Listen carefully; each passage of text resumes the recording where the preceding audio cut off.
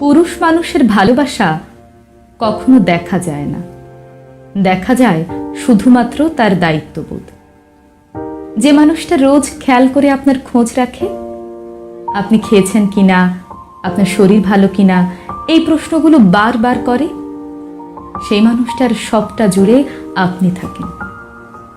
যে মানুষটা কথায় কথায় আপনাকে ভালোবাসি বলে না, শুধুমাত্র আপনার জন্ম তারিখটা মনে রেখে আপনার প্রিয় চুড়ি, ফুল আর টিপের পাতা নিয়ে আসে, সে আনরোম্যান্টিক না, সে শুধু আপনাকে বোঝাতে চায় না।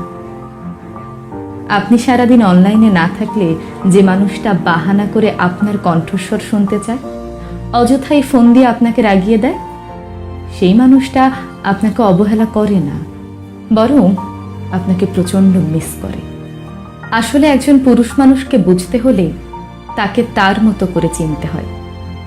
তার পকেটের শূন্যতা, চোখের গভীরতা আর চুপচাপ থাকার মতো অদম্য সাহসিকতার আড়ালে একজন বোকাশোকা, সহজ সরল, সাধারণ মানুষ থাকে।